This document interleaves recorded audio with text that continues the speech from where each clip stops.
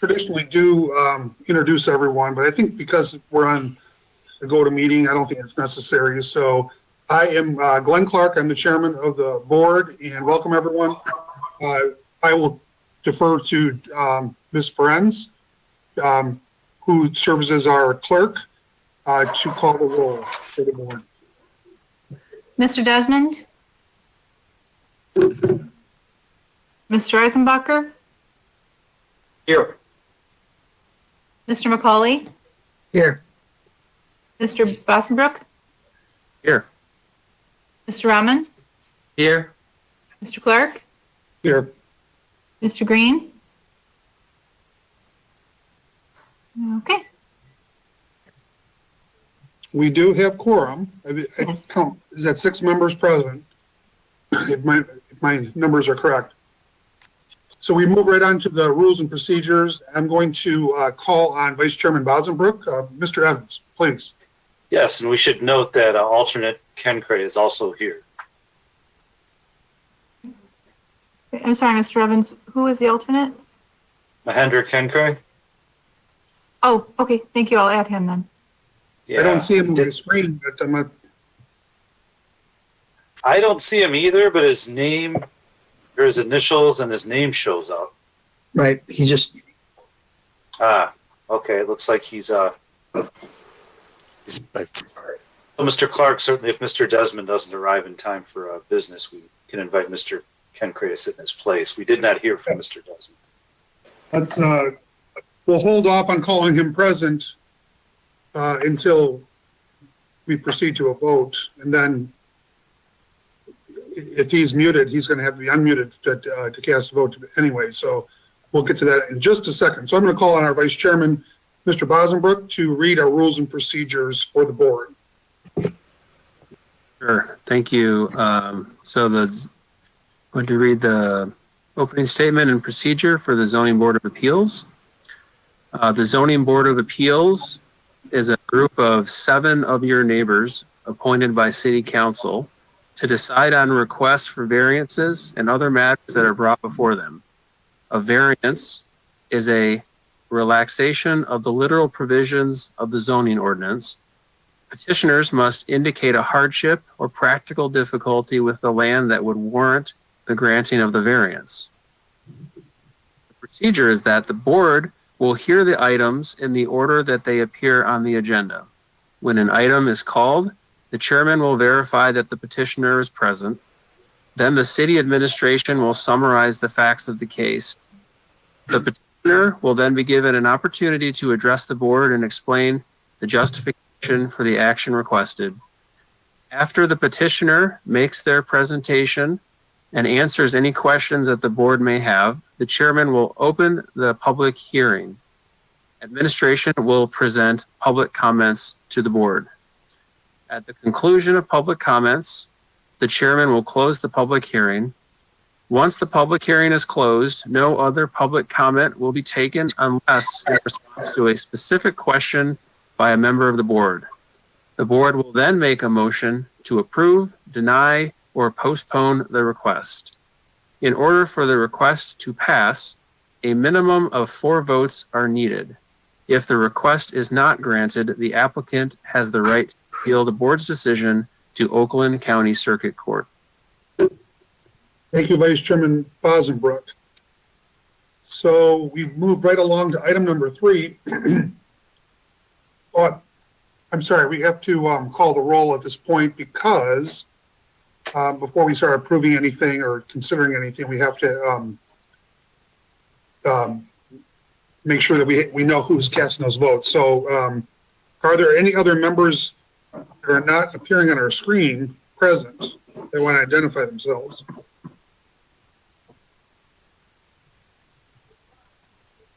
My computer says talking. This is Mahendra Kenkri. I'm an alternate. Okay. Thank you, Mr. Ken. Can you pronounce your name again? Kenkri. Mahendra Kenkri. Kenkri. Okay. Thank you, Mr. Kenkri. Very good. So we move on to the approval of the minutes. And that is item number 3 related to January 27th of this year. Is there a member of the board who has any questions, concerns, or comments, or would like to make a motion? Make the motion, we approve our minutes from the last meeting. Mr. McCauley makes a motion for approval. Is there a second? Second. Who is this? I'm sorry? Mr. Green. Any discussion? A member of the board? Hearing none, Ms. Friends, we're prepared for a vote. Mr. Eisenbacher, Yes. Mr. McCauley, Yes. Mr. Green, Yes. Mr. Rahman, I abstain. I was not present. Mr. Clark, Yes. Mr. Bossenbrook, Yes. and Mr. Kencrey. Yes. Before I call the vote, I'm just going to ask Mr. Motzny to address Mr. Rahman's abstention. Can you address that? I know you have in the past. Yes. Just because you missed a meeting doesn't mean you should abstain from voting on the minutes. ZBA members have a duty to vote on all matters before them unless there is a conflict of interest. So you can vote on the minutes even though you were not present for that meeting. I was not present, Mr. Mosney, because I was not supposed to be present in that meeting because the agenda had an item which had a conflict of interest. I'm not sure if that matters. It doesn't matter because it's not a conflict of interest to vote on the minutes. Okay. Okay. Yes. So can I then turn my vote to yes now? Yeah. And turn your vote to yes. Okay. Mr. Rahman, we'll note that. Thank you, Mr. Rahman. Thank you, Ms. Friends. Okay, that motion passes. So we move on to item number 4, which is the agenda, which has been presented to us electronically. Are there any questions or comments from a member of the board related to the agenda? Seeing that there aren't any, we move right along to item number 5A. That's related to a variance request in regards to 3415 Crooks Road. Mr. Evans, could you please present to the board on this matter? Thank you, Mr. Chair. I'm going to share my screen. And this is for property at 3415 Crooks Road. It's a variance to allow a house addition to be set back 35 feet from the rear property line. The zoning ordinance requires the addition to be set back 45 feet from the rear property line. This is an aerial of the area where the subject property is located. The subject property is at the top, outlined in red. And this is in a neighborhood, a residential area, which is west of Crooks and north of Big B. Now, this is the same view, but just zoomed in. Property, again, is outlined in red. As you can see, it's on the west side of Crooks. The yellow you see is a zoning layer designation, single-family residential R1B, and all the yellow that you see in this overlay is property zoned R1B, which includes the subject property. There's even a closer view of the house and the immediate neighbors. Now, the applicant would like to is seeking a variance to add on the proposed pool structure that you see in this illustration. And the site plan they've provided indicates a hash mark to the left of the drawing, the new pool enclosure and the area that it will cover on the property. Now, the zoning ordinance requires that the pool enclosure, which would be considered part of the house, it needs to be set back 45 feet from the west property line. And as proposed, they will only have a 35-foot setback. So they're here to seek relief from the board. I'll turn it back over to the board for any questions. Thank you, Mr. Evans. Is there a member of the board who would like to ask Mr. Evans or staff? I have a question. Mr. McCauley. If I look at that drawing there, Mr. Evans, is Yes. that building going all the way to the north property line? Is there a setback there that has to be met also? They're proposing a 10-foot setback here. Okay, okay. Just want to make sure. Yep. I couldn't tell on the lines. Thank you. Sure. It is a little bit confusing to look at it this way. Any other member of the board? Mr. Chairman, Yes, Mr. Eisenbacher? the zoning for the property to the rear appears to be identical, but it appears to be unused. Do you know any of the history of that property to the rear that appears unoccupied? Did you say it appears unused, Mr. Eisenbacher? Yeah, it looks like there's no driveway Oh, the one to the west? to the rear. Yes. Yeah. I'm not familiar with the history. I didn't prepare for that for this meeting. Okay, thank you. Another member of the board? Hearing none, we are going to, yes, somebody want to be recognized? No. Hearing some background noise.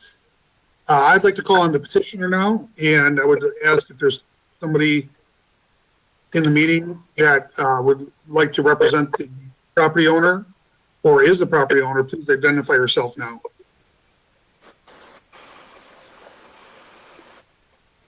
All right. Yeah. Take that back to the board table.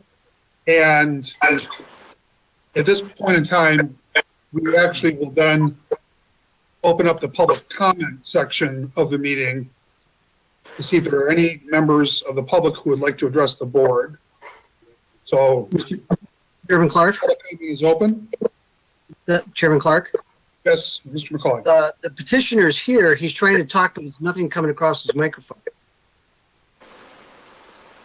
Yeah, I'm close to public comment out. I heard you. We're going to circle back in a second.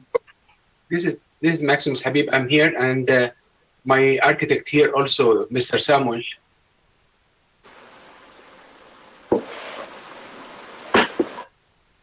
Is that Mr. Habib? Yeah, this is Mr. Habib, and Mr. Samuel, the architect, is here also. Okay. Would you like to, Mr. Habib, you'd like to address the board? We have all your documents that you've shared. If you want to share with us anything additional, anything new, or consolidate, or, give us a concise. Yeah, as it's, I don't know, it's clear in the area, the land behind me, it's empty lot for years. I think the owner is not here. I tried to contact him years ago. He is not in Michigan. He has no phone number, and it's a wooded area. So really, in a month or so, you cannot see anything in the back behind my lot. All my land is fenced also. Okay. And the neighbor, one of them is my friend, which we built the house together, 3397, and he has no problem. And and the other side, we are respecting the zoning requirement, which is 10 feet. I don't know, Mr. Samuel, if you want to address something. Is he connected? He looks like. Is that, is it your architect? Yeah, the last one in the list, Mr. Samuel, is here and his mic is open, supposed to be.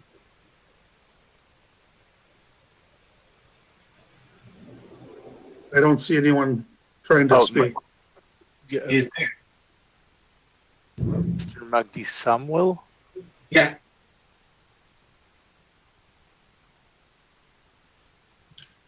Would you like, we're not required to listen to anyone else, sir. Okay. So if there's a technical issue, I apologize. He's chatting. Sorry, Mr. Chairman. Yeah, I can see that myself.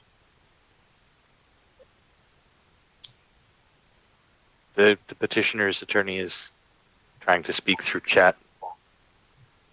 I saw that.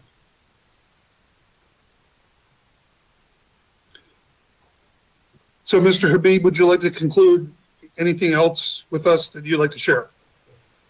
No, as I wrote in my statement, it is as an Orthodox priest, I cannot go to outside the swimming pool or so, and they have a back problem, and the doctors recommend the best thing, the hydraulic walk or so, and because of my situation as a Orthodox priest, I cannot go to a regular gym and use their facility. This is why I'm trying to put something here to be in my house. I can do it. I think it looks good for the area. I'm planning to have all the glass around like mirrors, so I'm not going to bother anybody around with anything. Okay, thank you. Is there a member of the board who would like to address the petitioner? Mr. Clark, I have a question. Mr. Rahman.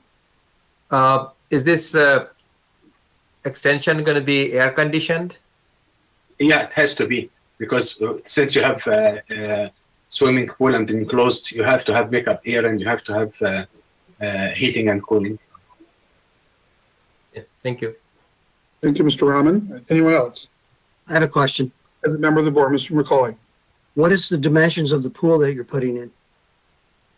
I can't recall, around 15 by, I don't have the drawing in front of me. I believe 15 by 28, 30, something like that. Another member of the board. All right, moving right along, we go to public comment. So I open that up at this time. Would a member of the public like to address the board on this matter?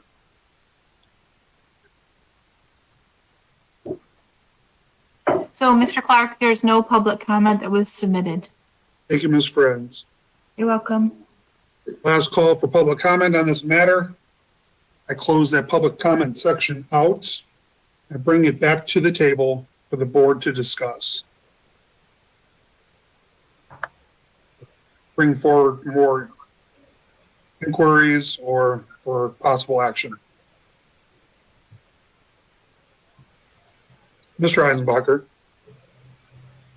Yeah, I'm also curious about the same question that Mr. McCauley just asked, because on page 23 of our packet, there's a schematic. The numbers, for some reason, it looks like Adobe is either truncating or switching those numbers, and it makes them very hard to read. Like it did an optical character recognition on it, but it didn't get it right.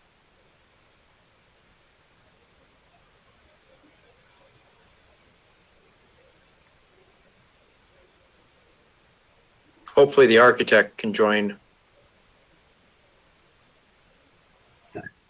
Are you asking, why don't you direct your question to the petitioner then? Okay, well, I ask the petitioner or the architect what the size of the pool is, because it's not clear on the print that was submitted. There's a scanning problem. Mr. Eisenbacher, he replied on the chat.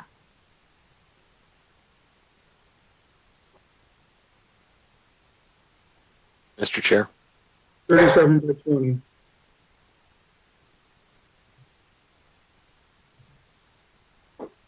$37 by $20, yeah. Well,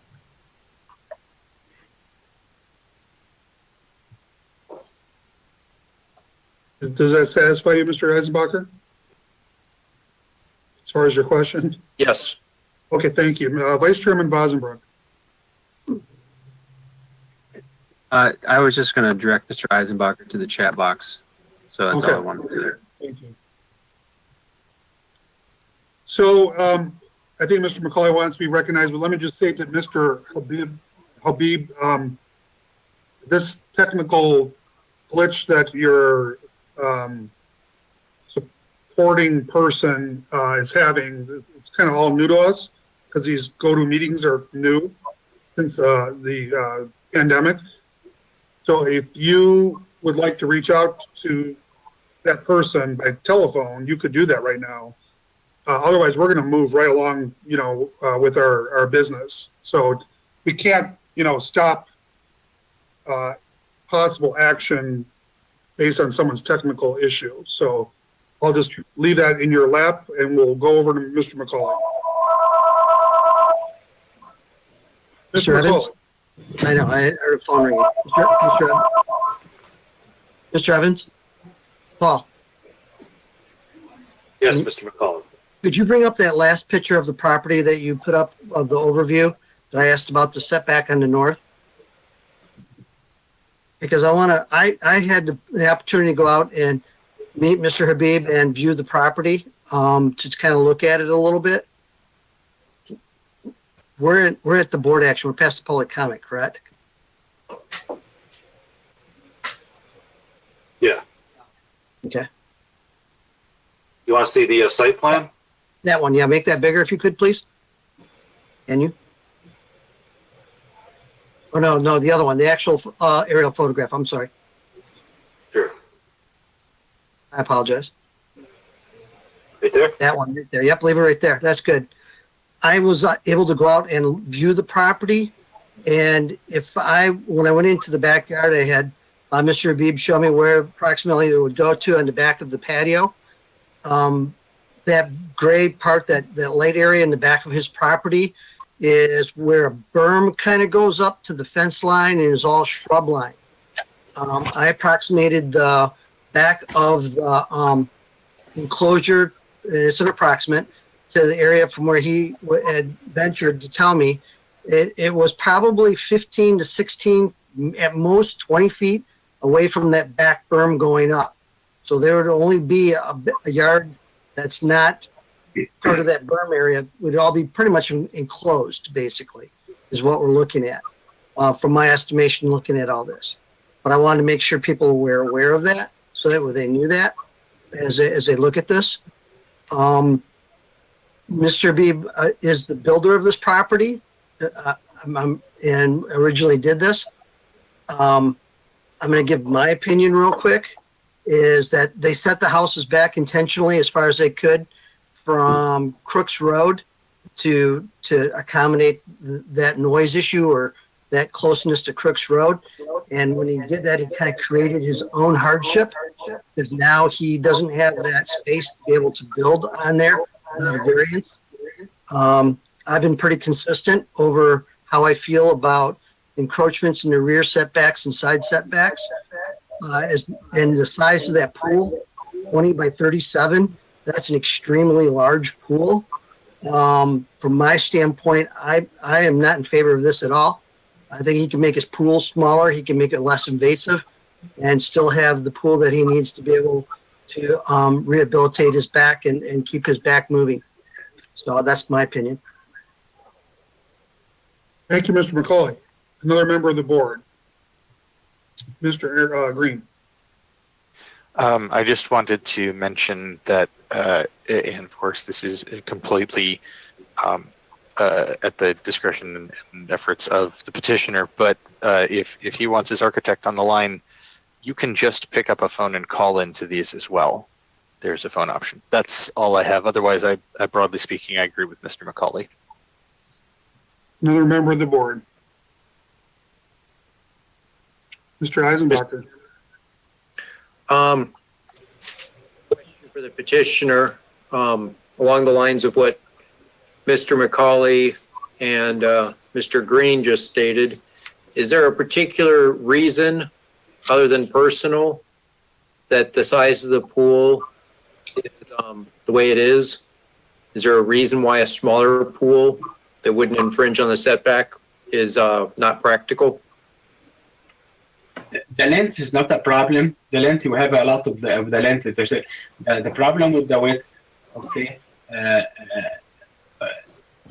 when we have it 20 feet, it is not just for party. It is really for exercise, and it will be usable as exercise place, and just to have some room for service around it, because as said, the house was put all the way in the back, and somehow it was really a mistake from the side of whoever lay out the house. Okay, thank you. Another member of the board. I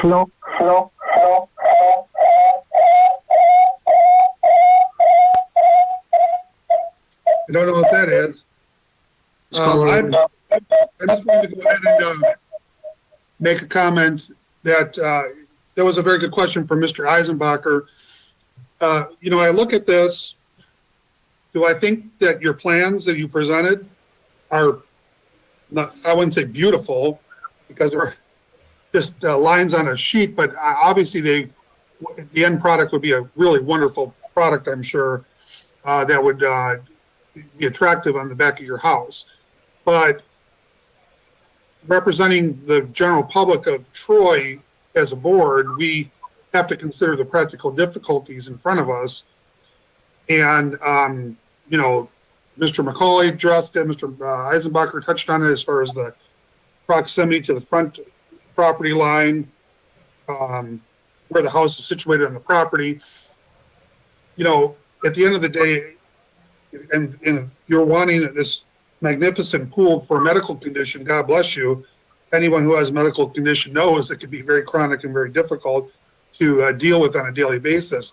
But you could have chosen, I don't know if you had the medical issue before you purchased the house or it came along after, but perhaps you could have purchased a different house to achieve the goal somewhere else. That would have been an option to you. Secondly, I think we've already discussed, could be potentially a smaller pool. Thirdly, various people for various reasons, like the aspects of various health clubs in and around Troy. And I've been at most of them, probably if not all of them, and there's some really great things and bells and whistles that they have. But just because a particular business has something that I enjoy doesn't mean that I have the ability to put it on my property based on the zoning laws that were in place when you purchased the property. You knew what to expect. So I just go, that's a long way to item number C on the practical difficulties. The characteristics which make compliance with the dimensional requirements shall not be of a personal nature. And in my opinion, in my judgment, that's what this exactly is. Doesn't mean it's not going to be an asset to you and perhaps increase the value of your property tremendously. At the end of the day, you're requesting this because you have a personal desire to have that on your property. And I understand it, but I have to look at what we're handed as far as when city council appoints the various members of this board. They expect us to follow the rules and judge accordingly. So that's where I'm at. I'm very hard pressed to find any other reason that this should be approved here tonight. And I'm open and I have been listening.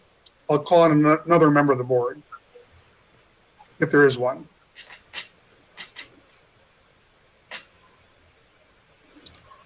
All right.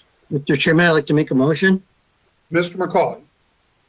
The variance requested by Mr. Habib for 3415 Crooks Road for the request of the rear setback variance of 35 feet opposed to the 45 feet required be denied for the following reasons.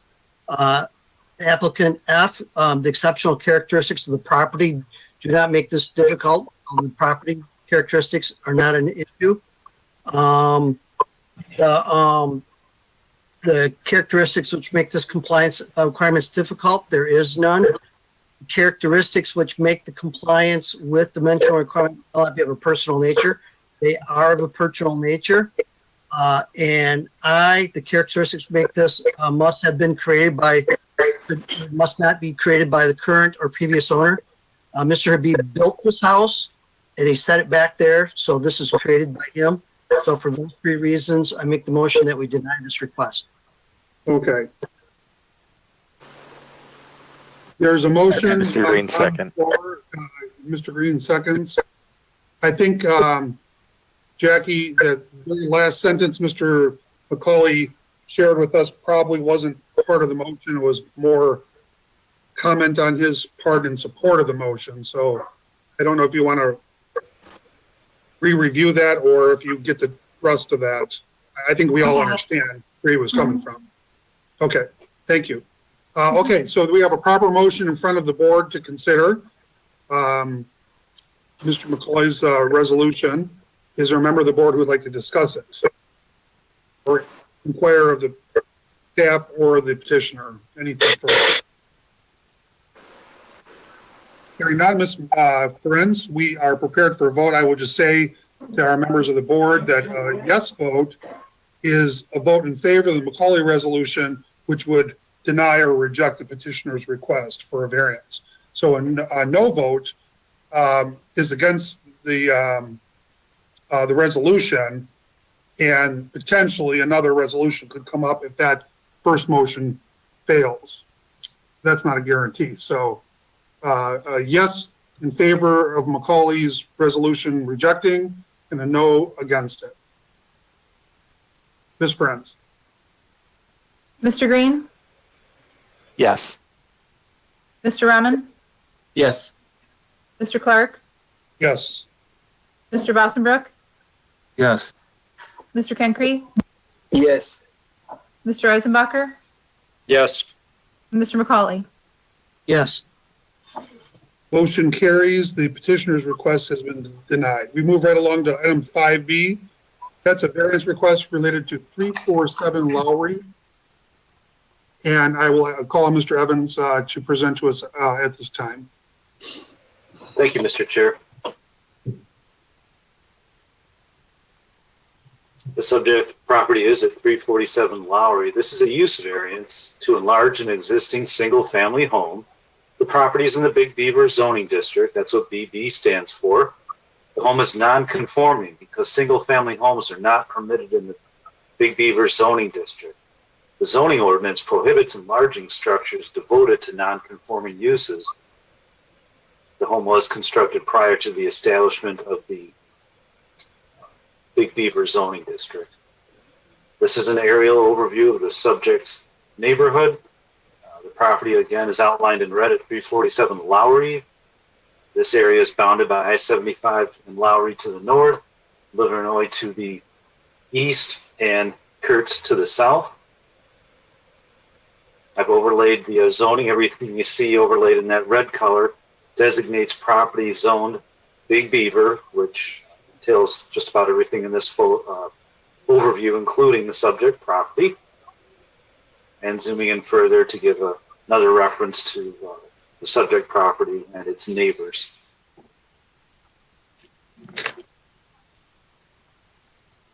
The applicant has provided elevations if he is successful in receiving his variance as to what the proposed home will look like.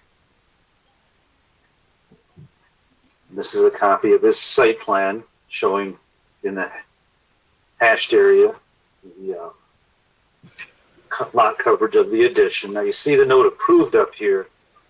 This was approved inadvertently by the building department, and if anyone has driven by the site, they will see that construction has commenced. The city was forced to put a stop work order on the construction when the oversight was realized, and at that point I met with the applicant and we explained to him that one alternative would be to seek potential use variance.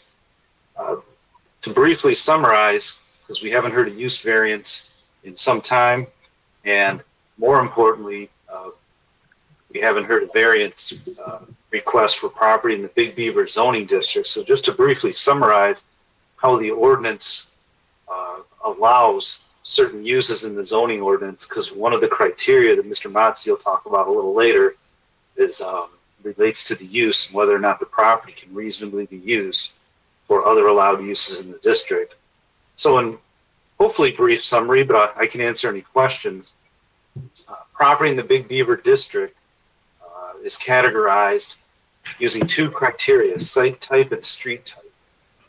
And that's important because the ordinance allows different uses depending on site and street type. So in what you're looking at now, I've circled the area where the property is located. That's a site type B, which is a medium-sized site type. And site could mean not just the particular property, but it could also include an agglomeration of properties in the area, which this map reflects, and street type C, which are smaller collector streets. Now, what the zoning ordinance tells us to do is take a look at this table here, and what it does is it lists all the site types and all the street types, and you have to find the corresponding use. So in this instance, this is a residential use, and I'll enumerate that further on the next page. And when we look at properties in the Big Beaver District that are medium sites, such as this one, and on street type C, you'll see that the letters NP. That means not permitted. Now, on the next page, it enumerates more specifically what we mean by residential uses. I'll make this a little bigger for everybody. So in this instance, residential uses, use group 1, residential, is not permitted. And to further enumerate, single family dwellings qualify as something in use group 1, and as we've shown, they're not permitted by the zoning ordinance. I'm going to back up here. Some of the other use groups are allowed. So if you see a P, that means permitted. So as the board considers this, try to keep in mind that use groups 2, use group 3, and use group 5, those are permitted uses. So to get an enumeration of all the use groups, we said 2, 3, and 5. So use group 2, all these uses are permitted. Use group 3, these are uses permitted. And use group 5, those are uses permitted. So I think that's important just to compare to one of your criteria that you're required to use. And with that, I'll turn it over to Mr. Motzny, who will provide a brief overview of his memo, and then turn it back over to the board for any questions. Thank you, Mr. Evans. Mr. Motzny. Yes, in this case, there is an expansion of a non-conforming use.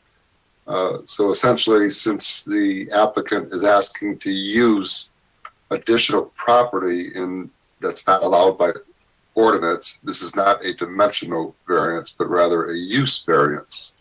As Mr. Evans indicated, this board doesn't hear many use variances, and that's why I thought a memo was appropriate.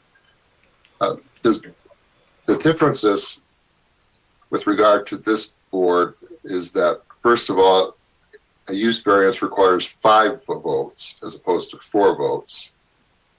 And the criteria are slightly different as well. And if you look on pages 51 and 52 of my memo, I list the criteria. So unless someone wants me to read over them, you can see what those criteria are. But I think the most significant criteria, though, as Mr. Evans indicated with a use variance, is there has to be a showing that the site cannot be reasonably used for any of the uses allowed within the current zoning district. That's most significant criteria. The other criteria are actually somewhat similar to dimensional variances, but all of them have to be met before the board can grant a use variance. Another thing I would like to mention, this is an unfortunate situation where the applicant was issued a building permit that should not have been issued. That's no fault of the applicant, but that cannot be considered as part of a reason for granting a variance. If a building permit is issued in error, the applicant still has to meet the criteria for a use variance. And that's about it, unless somebody has any specific questions. Thank you, Mr. Motzny. Is there a question of Mr. Motzny or Mr. Evans from the member of the board?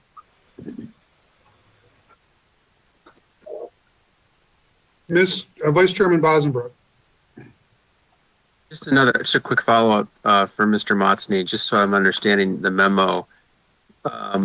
In order to grant a use variance, there has to be both reasonable evidence of the unnecessary hardship, and then all of the criteria listed have to be met. That is correct. And you're saying that the unfortunate granting of the permit is not an unnecessary hardship that we can consider? That is, yes, that's our opinion. When building permits are granted in AR, it's always been the case that does not give someone the criteria for establishing a variance. Thank you. Because it's happened before, unfortunately. We've had this situation with non-use variances as well. Okay. Thank you. Thank you. I have a question. I think it's directed at Mr. Evans.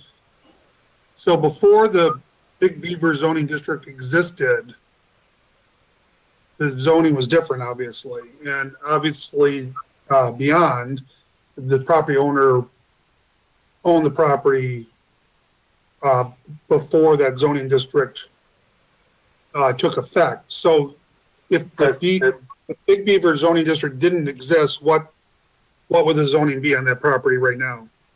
Mr. Evans? Well, I can look up the previous zoning, but I think I would recommend that we clarify with the owner how long he's owned it. So, Okay.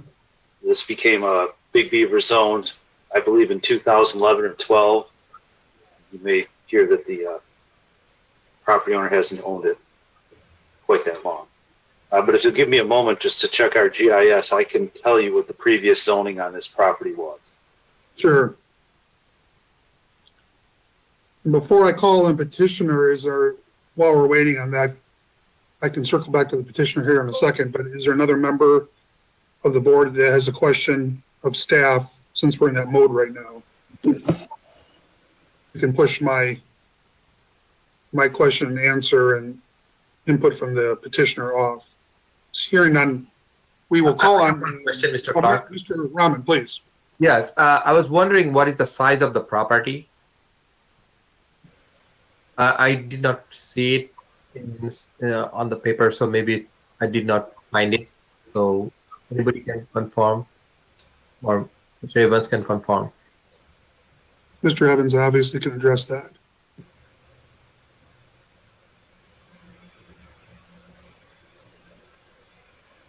Okay. Yes, Mr. Rahman, I did hear your question. If the answer is not shown on the survey that the applicant provided, perhaps he can answer that. I can tell you what our GIS says, but perhaps we ought to ask the applicant. It looks like he did a survey of the property or had one done. In reference to the first question regarding the property was zoned single-family residential prior to obtaining the Big Beaver zone designation. All right. Mr. Evans? I Yes. don't believe that's correct, because those buildings on Kurtz Road were built back in the late 80s, early 90s, vacating that whole area, all of Lowry up to that, almost to that property. So I think the zoning changed way back in the late 80s, early 90s, because some of those property owners have been trying to sell it since then. Well, I can show you my source. I'm going to share a screen here. Okay. No, I'm just saying, I don't know if it could go back, if it goes back. GIS. That's where I just looked it up. This is the zoning pre 2011. Okay. Yeah. So single family then. Okay. Thank you. Vice Chairman Bosenbrook. Yeah, this is a question I think for Mr. Evans, and I don't know if this is out of turn or not, but and there's a public comment on this, an email that Ms. Friends will probably get to later, but there was, I guess my question is, it's my understanding, is there a nearby property owner that has plans to develop some of these parcels into like condominiums or some other use? And would that be an example of one of those allowed uses, given the current zoning in that area? Yeah, we don't have an application for anyone to do anything, so I can't answer in regard. That's my answer in regards to part of your question, referencing the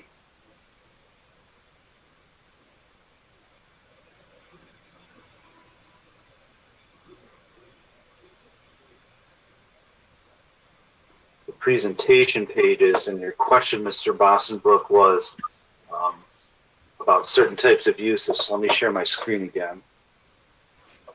And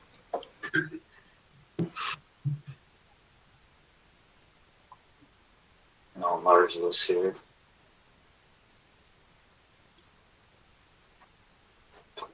So, for example, various types of attached residential dwellings are allowed. Use group 2 talks about one family attached dwellings, which said a simple way is a threeplex or more. Multiple family dwellings are also attached dwellings, 3 or more.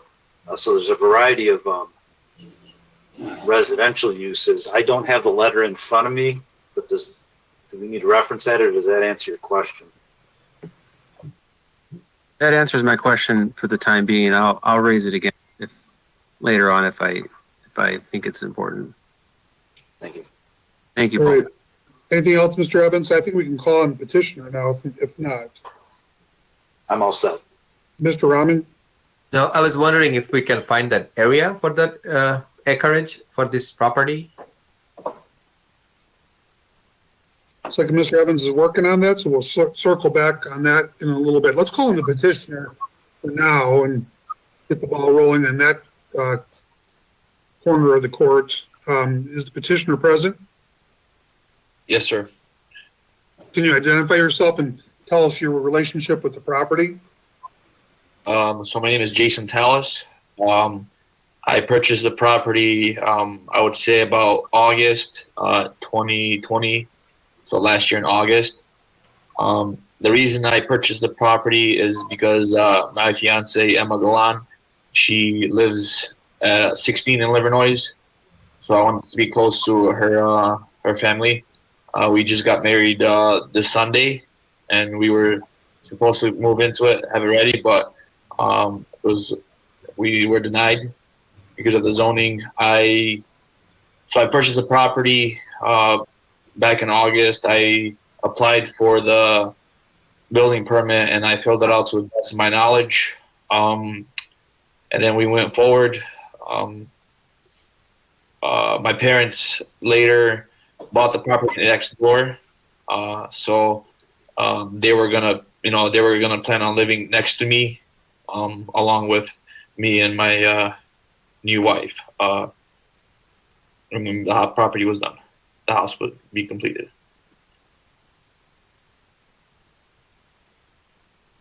My name is Richard Hamilton. I'm Mr. Tallis's attorney. Answer a couple of questions that were raised earlier. The property dimension is 65 feet width and 170 feet in depth. I frankly don't believe this is truly a use variance because the use has not changed. That property is a non-conforming residential property, and clearly the structure is a non-conforming structure, and the activity that he's requested his permits for is basically an expansion of the residential use, which is not changing, in effect, was not changing the existing use of the property as it has been utilized since it was first developed. There is an additional problem on this in that, notwithstanding what the zoning ordinances would permit, there are also use restrictions on the lots, which restricts it to single-family residential along the Lowry Road parcels. So what's happened here, I would agree, is a real tragedy because you got a young man who was buying the first property that he's ever had in his life for he and his wife, his new wife.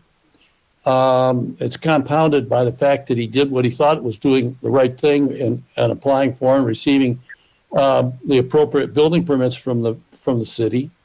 He proceeded to do the work. He's put quite a bit of out-of-pocket money into the work before he was stopped, and he's been pretty much stymied in this project. He walked into it very innocently, He didn't create this situation.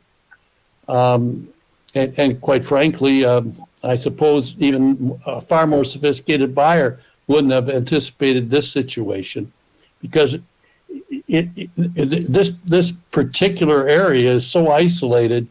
The Lowry Road doesn't go through anywhere, dead ends just east of his property, and it really is access from what appears to be a service drive servicing the office buildings there to the south.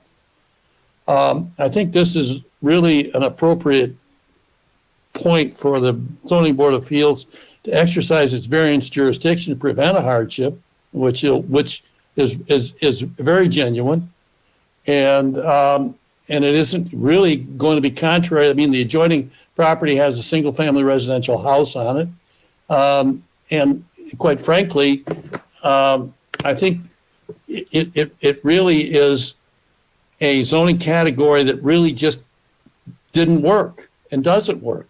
You've got a narrow parcel that wouldn't support the types of uses permitted under the existing zoning ordinance, not only for this lot, but for the rest of the lots along there. Most of them along there are owned by, there are some that have been assembled to the west, but not in the area where this property is.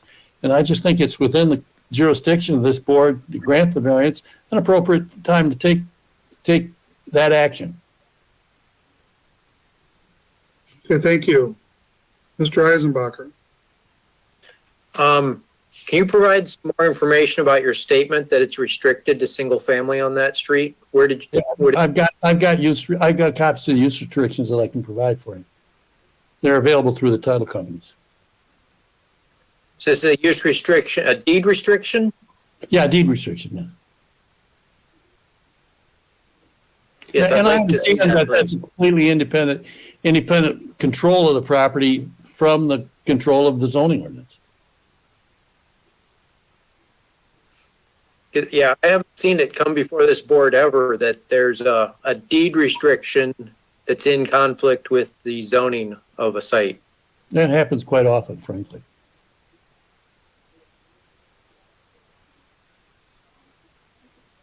Yeah, I think Mr. Eisenbacher, you're correct that I'm not aware either that it's come before our board, but I am aware, there's all over the many years and centuries of this country, there's been various things put into deeds, including racist, requirements to not sell to a particular type of person based on their skin color, what have you.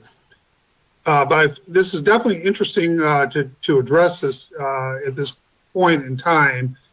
I think Mr. Motzi and Mr. Evans have done a really good job briefing us on this, but there might be further questions. Is there another member of the board who'd like to bring anything forward this time? Okay, hearing none, what we're going to do is thank you, gentlemen. So your portion now is closed. We can recall you if there's a member that would like to down the road, but your portion is complete. We are going to go to any public comment. I know we have one that was shared with us by Ms. Ferenz earlier. I'll have her address that to the board at this time, and then I'll ask for any other public comments. Ms. Ferenz. So there are no other public comments submitted. I did receive a letter and I emailed that to the board and the attorney's office, Mr. Motzny, this morning. That would be it, unless you want me to read it, but I could ask Mr. Evans if I'm to read it. I don't believe it's required. I read it, so everyone received it. So Okay. unless there's a question by a member of the board, I don't think we're required to. And that was from a developer who's done a lot of work in that area. So I'm going to open, the public comment is still open. Is there a member of the public who would like to address the board on this matter at this time? Well, you left us kind of a disadvantage in that you've got information that you made part of this record, which we haven't seen. Okay. I'm going to ask you to mute yourself again because your portion is complete. I'm going to have our city attorney address that. But I'm going to ask you to mute yourself at this time. Thank you. Mr. Motzny, can you address the legality of receiving communications the day of the meeting, which I think is what happened here in question, and the general public not having it at their fingertips? If something is given to the board on the day of the meeting, we generally do make it part of the record. So that's not unusual. So if all the board members have seen it, it's part of the record. Whether or not it should be read into the record, that would be a matter for the chair to decide. Thank you, Mr. Motzny. I find no conflict in what we have always done on this board. There have been it's been quite some time, many meetings of this board where the night of the zoning board, 1 minute before the board meeting starts, somebody comes by the board table and hands out sheets of paper with their opinions. Does that mean that everybody in the city of Troy or across the globe, because of the internet, can see that and review that before we take action? No. But it is part of the record, and that would be my ruling. It certainly is part of the record. It was presented to the board, and secondly, it was available to all of the members of the board. It was one particular person's opinion about it, and by and large, would somebody, if they saw it before this meeting, have a right to pick it apart? Yeah, but we've really never had that happen before. So people have their right to their opinion. So at this point in time, I'm going to move on from that piece of information that it will be part of the record. I'm going to close out the public comment at this time, bring it back to the board table for any further comments, discussions, or possible action. And by the way, Mr. Tallis, congratulations to you and your new bride. That's awesome. Thank you. You're welcome. Congratulations, and I'm surprised you're here the week of your honeymoon, but a home investment is a very important investment for sure. So congratulations once again. Thank you. And it's been a long time coming, and it's been my dream to live in Troy, especially next to my in-laws. So I will take any time to make this happen. Absolutely. A member of the board, Mr. Eisenbacher. The letter from Mr. Abattiera is relatively short, and so I'd like to just read it in. So, to Troy Zoning Board of Appeals, I'm writing you regarding 347 Lowry, an agenda item for the March 14th zoning meeting. I own the property directly east of the house in question. I plan to start building 3-story condominiums on the property within the next year. The current house, as it stands, does not meet the current ZBA zoning requirements. Adding an addition to the house will not resolve the zoning problem, but exacerbates it. I believe that a single-family home in this district will not aesthetically fit in and will potentially cause problems when building next to it. I understand that the existing home at 347 Lowry can remain in its current state, but I am against any expansion. I do feel bad for the owner of the property. However, it was zoned BB at the time of purchase. My vision for all the property on Lowry Street is in line with the City of Troy's master plan. Thank you, Gary Abattiera, and his phone number. Mr. Abattiera has appeared several times in front of this board because he's like the chairman said, he's a developer. If this situation had happened to me when I bought my first house in Troy, I wasn't familiar with the zoning ordinance. I wasn't familiar with all these setback requirements and the different things we deal with here. I would have been incredibly upset, and I can understand where the petitioner is upset, and I fully understand why he has an attorney. The other thing that I see as a member of this board is that there's very limited properties within the city of Troy that are zoned for higher density and multifamily use. I'm actually quite surprised that that property was affordable for a single family home. I thought it would have been priced for a multifamily high density kind of use that it's zoned for. And personally, given that letter and the content from that developer, I believe your property is worth more, and you could get a location, a nicer location, potentially for you and your in-laws, further away from the noise of a freeway. I know that it's not my job at all to tell you anything about how to plan your new life, but you have a lot more upside potentially with this, given the fact that this property is higher density zoned.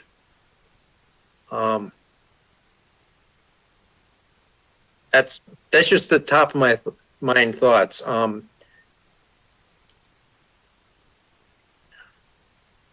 This one is going to be very difficult to come to a decision, because I believe that if there's a legal deed restriction, that I don't understand exactly how that works with the zoning ordinance. Because if it's deed restricted to single family, and the city of Troy ordinances are you can't build any single family, you're in a stalemate and the property is unusable. So I believe before we make any decision on this board, we need to get a legal answer for if that is if that deed restriction is in good standing or not.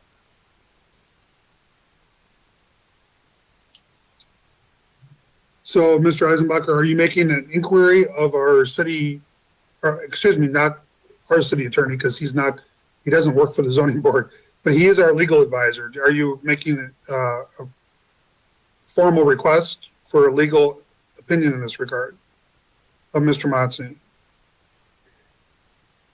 I believe if Mr. Motzny was aware of that deed restriction, he would have given us information. So I believe it's a request of both attorneys involved in this, or the property owner. If the property owner and or the property owner's attorney could share that deed restriction with the city of Troy, we could come to an understanding of the full understanding of the situation.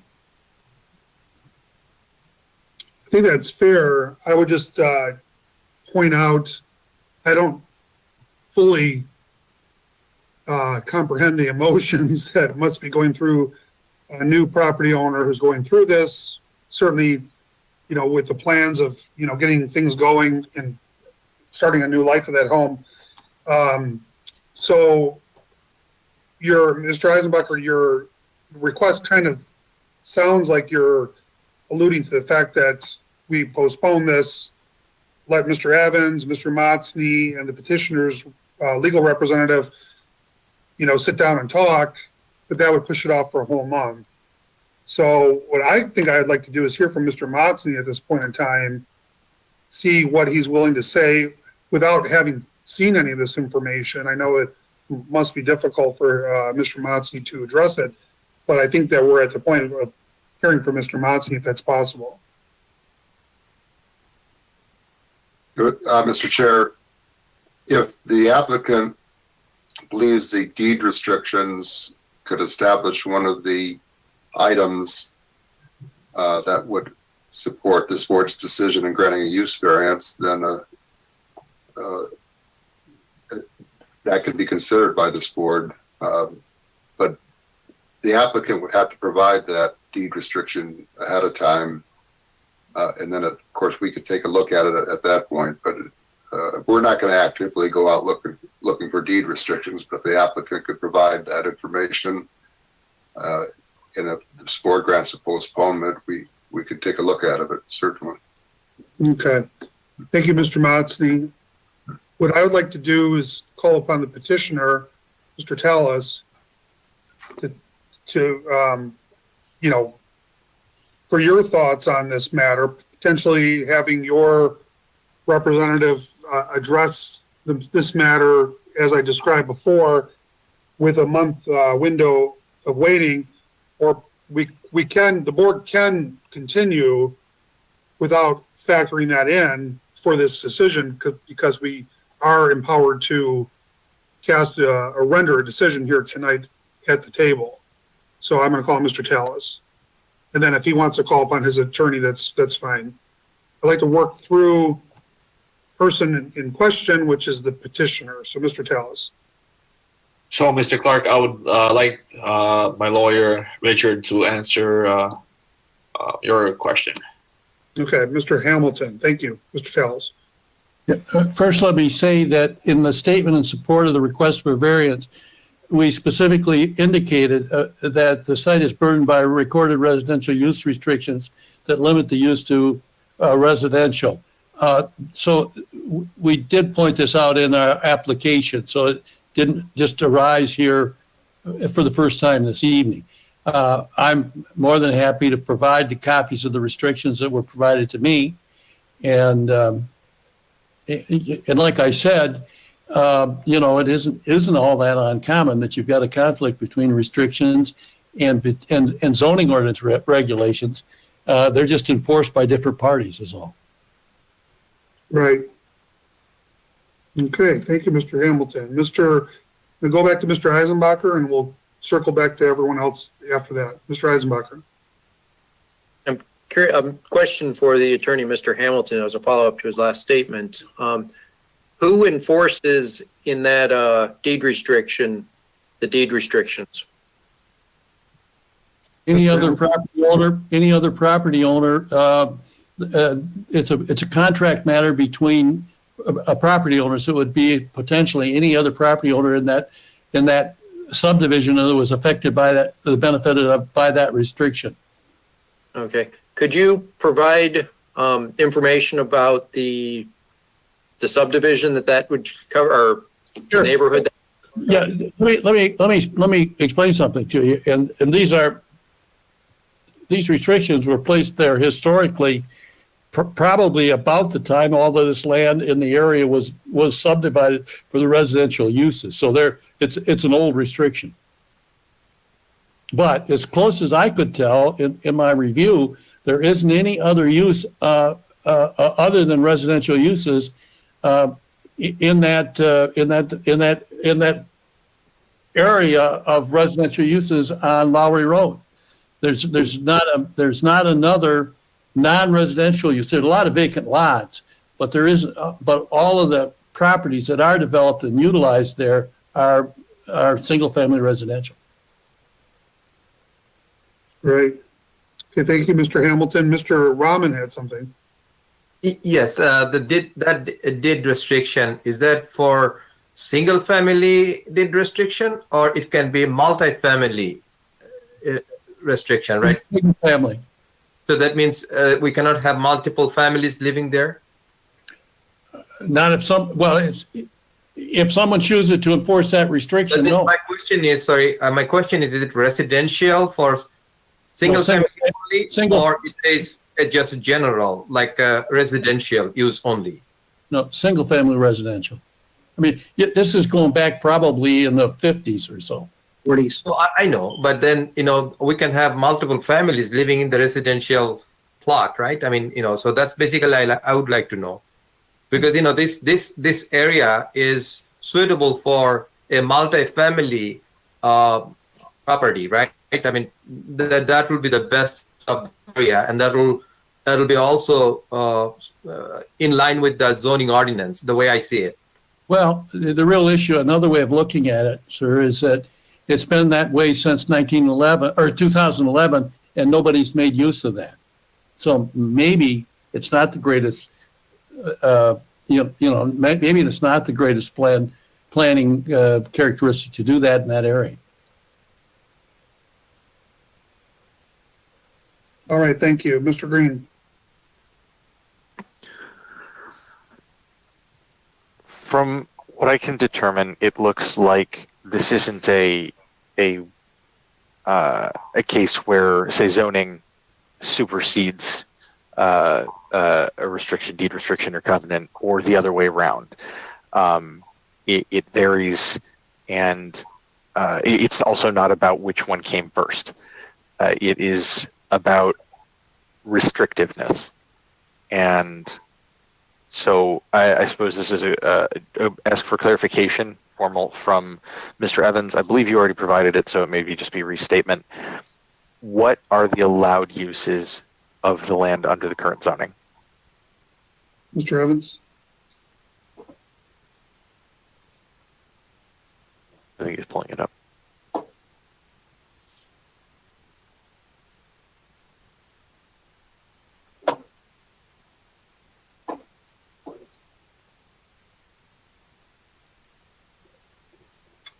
Okay.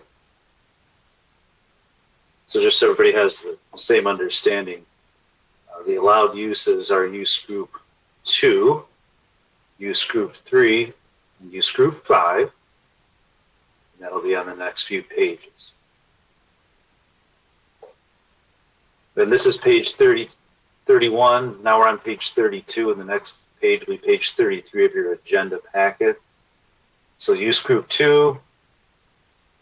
I'm not going to read them all. We can see all of them. Also use group 3. And I'll go to the next page, use group 5.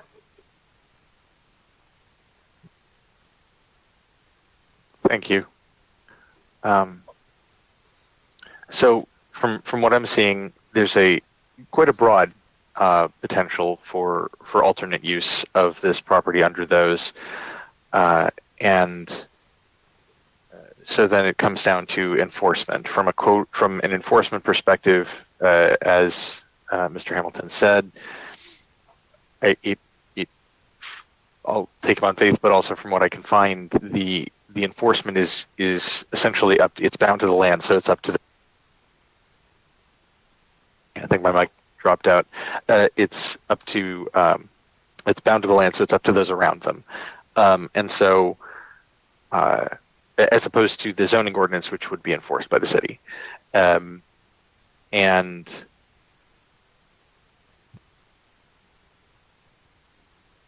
it comes down to a question of whether or not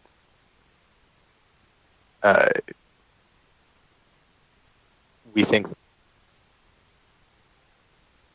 that the property owners around them would likely enforce the covenant, in my mind, because that could be a hardship created by far enough back. I think my mic keeps dropping out, and I'm sorry. Far enough back that it's not within the restrictive, within the limitations of our reasons for denial. However, again, from very brief research, it more commonly falls that the more restrictive, if it is brought forward as a legal matter, the more restrictive of the two, zoning or a covenant, is more likely to prevail.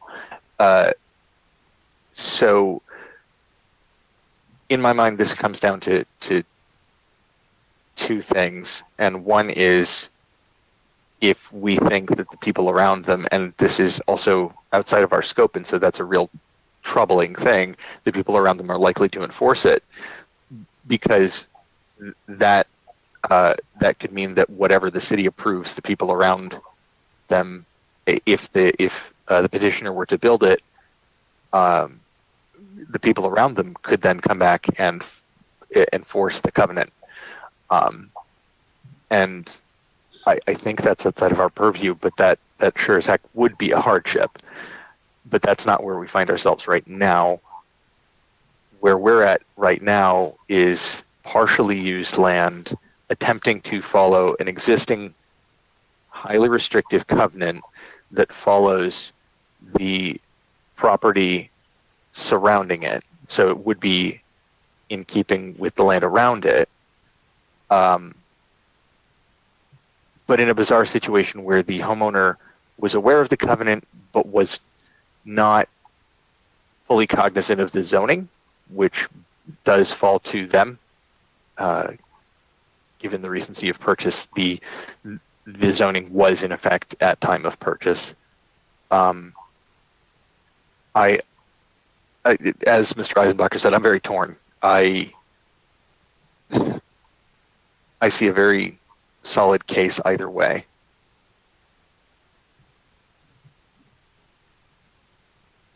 Good, thank you. Is there another member of the board?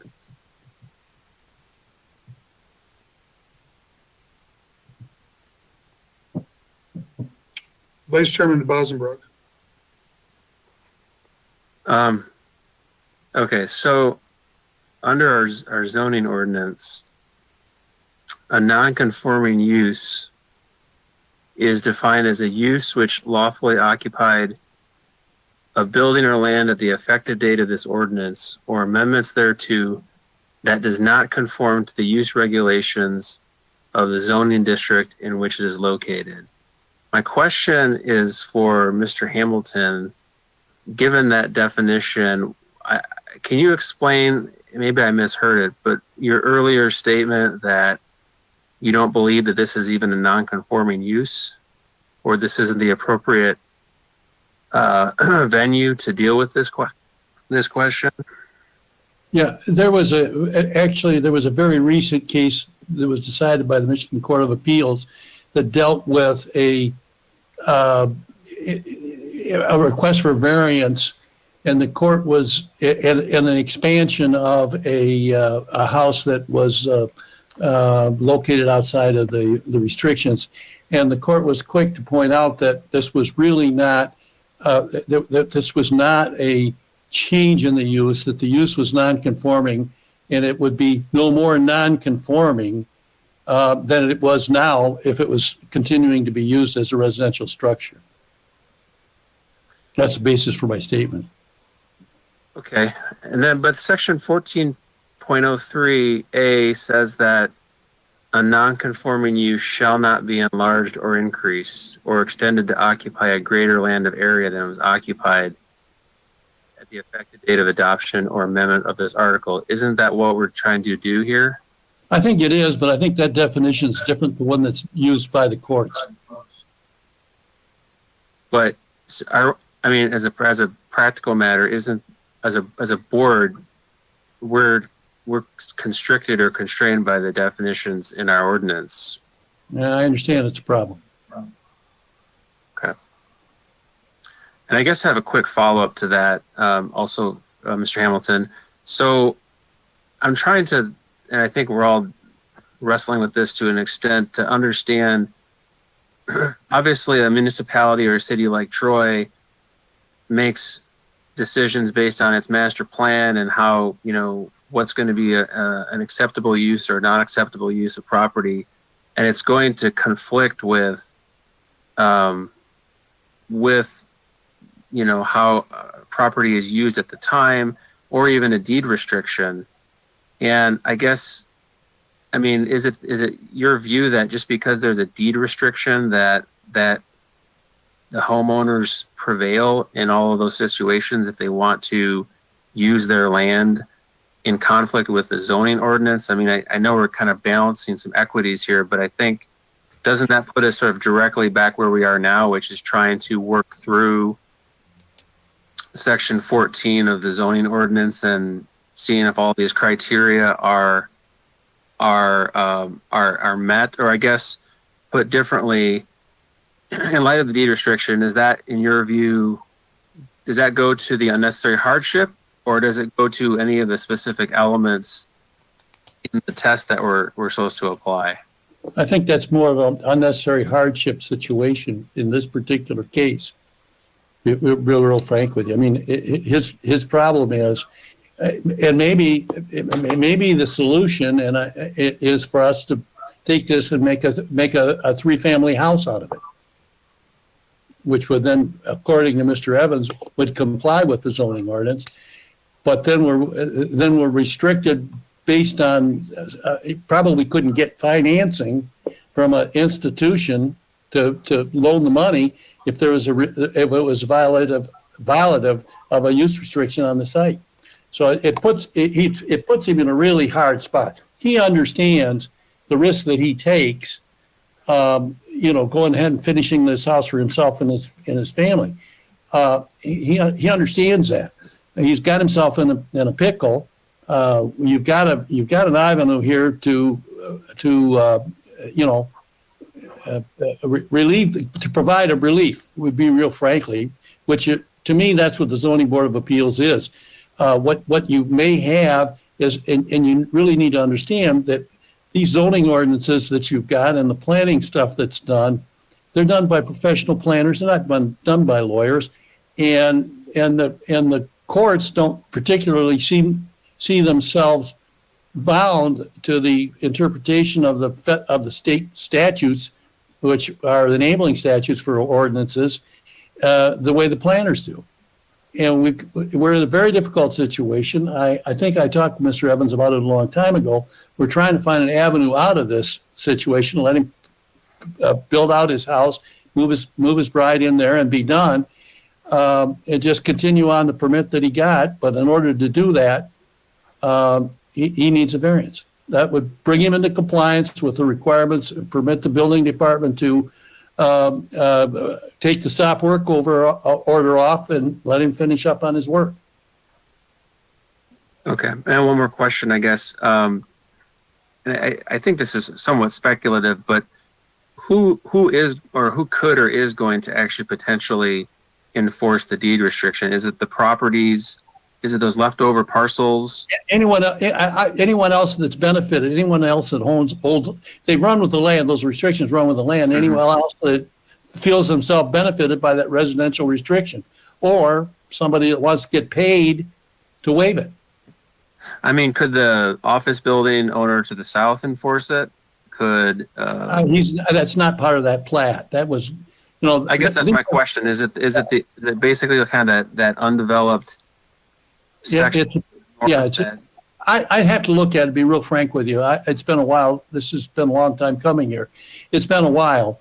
But anyone who was benefited by those restrictions have the ability to enforce it. And while there are some people in the area that own multiple lots, there are mostly are held independently. I mean, it's kind of frankly, it's kind of an area that's been forgotten just by the way it's developed around it. It sits there very close to the expressway. It was a small unused residential development, and the more modern stuff just came in and isolated it. Damn near landlocked. If you tried to, you got to work to get there. Okay. Yeah, I guess this isn't a comment for Mr. Hamilton, but I guess for my own part, our discussion of the deed restriction is kind of very speculative. I'd like to see it and kind of, with my own eyes and try to understand it. I think some of our discussion is a little kind of, we are relying on assertion in the record, but it's not in front of us, the actual deed restriction to, I think, maybe form part of the record. But that's kind of what I want to say about that. Thank you. Okay, Mr. Green.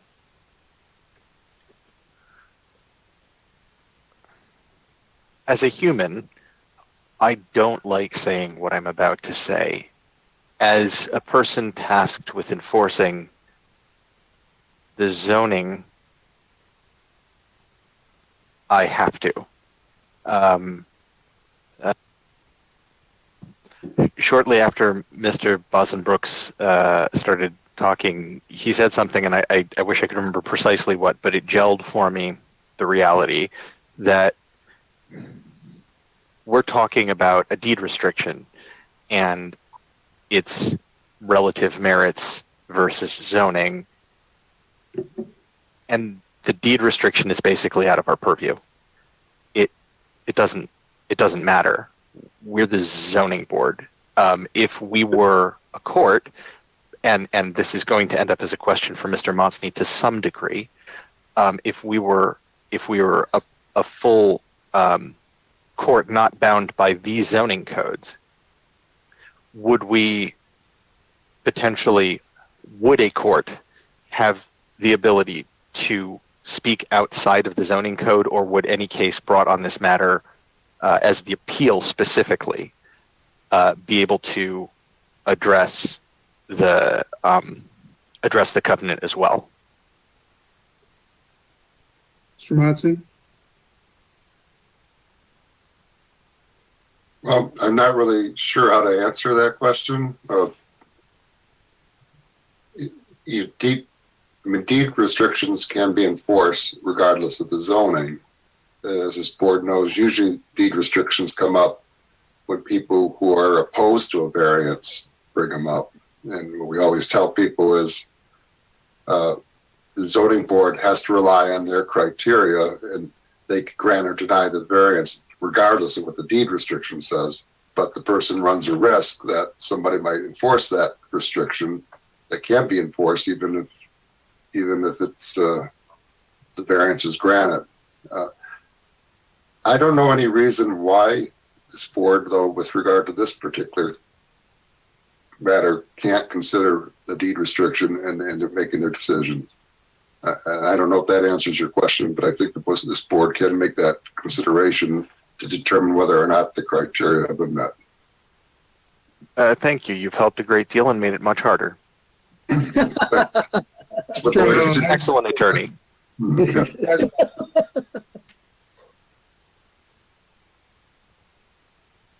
Mr. Eisenbacher. You're muted. Thank There you. go. Yes. I've been on a few different boards and councils in the city of Troy, and each time I've been on them, had to take an oath of office to uphold the U.S. Constitution and the state constitution. And the city being a subdivision of the state, there's been a few times that that's come up. We've had quite a few properties that end up coming before this board because of the platting existed well before the city was created or was platted in a very early version of our zoning ordinance. But I am very reluctant to vote against any deed restriction because of Article 1, Section 10, Clause 1 of the Constitution, where it says, no state shall pass law impairing the obligation of contracts, quite frankly. So if they have a private contract, it's not our job with an oath of office to infringe on that. But I want to see that contract before I make any decisions. So my real question is the petitioner willing to allow a delay, or would support a delay of 1 month to let us get a copy of that deed restriction, so we have all the information in front of us? Thank you. Mr. Tallis? I mean, yeah, I could provide the documentation of the deed restrictions. Which would cause a delay of 1 month. You understand that, correct? Yeah, I mean, if it betters my odds, I'd take it. That's not a guarantee. We don't give odds here. Yeah. You want Mr. Hamilton to address this, or do you want to? Yeah, no, I'll let my attorney take over. Mr. Hamilton? Yeah, I think he doesn't have a choice. If this is a critical issue, he's deep into this economically already. He really doesn't have a choice. A month isn't going to make that difference. Okay. So we'll be more than happy to provide what you need. Thank you. Thank you. And I would just suggest you talk to the gentleman that put in an objection, because it may be beneficial to you for a higher density use of your property, because we have a lot of people come before this board trying to get higher density. You're truly the exception, trying to get a lower density than what the zoning ordinance allows. And I know lots of details involved. And I would like to make a motion to delay this matter for 1 month to allow the board to get additional information about the deed restrictions that are in place. So motion for a postponement until our next meeting, Mr. Eisenbacher, or to next month certain, which is the calendar meeting already called for. Next We're meeting. not, okay. So we're not guaranteed to ever meet, as you know. So we could for one item, but I think it's more wise to address it the way I stated it. But okay, so that's, motion is made. Is there a second for the postponement of this action? Mr. Rahman? Yeah, I second Mr. Eisenbach. Yes, thank you. Any discussion on the motion? Mr. Chairman, may I say something? Mr. Hamilton, no, you may not. Okay. You're not a member of this board. Thank you. Is there a member of the board that has any discussion? Okay, I believe that we're ready for a vote, Mr. Friends. The yes vote is for the postponement until the next time this board meets. Mr. Rahman, Yes. Mr. Clark, Yes. Mr. Green, Yes. Mr. Kincrete, Yes. Mr. Eisenbacher, Yes.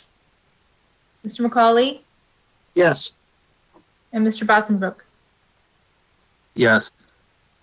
Motion carries. So that will be before us most likely next month. And the date, I don't have that in front of me, but the date has already been scheduled for next month's meeting, if indeed we do meet. We move right on to item number 6. Any communications, Mr. Evans? Not at this time. Item number 7, is there, Mr. Motzi, did you want to be recognized? I'm sorry. No? Okay. Item number 7 is miscellaneous business. Mr. Evans? Not at this time. Okay, now at this point, I'm going to call on the public to make comments of any type before the board. So if you'd like to make a comment about tonight's meeting or any other business or any other thoughts, now is the time. So the public comment is now open. Someone like to be recognized. There is no public comment submitted. Thank you, Ms. Friends. You're welcome. That public comment, well, I guess you're right. It could be in the general category. I just always, we only get submitted public comment. We only have ever gotten public comments submitted regarding action items. But you make a good point there. That could be the case where, in general, someone does make their thoughts known in this process. So seeing that there isn't any other public comment, I'll close this portion out. Is there any other business for us tonight, Mr. Evans? There is Seeing none. none, we are adjourned and we'll see everybody hopefully next month. Have a good night.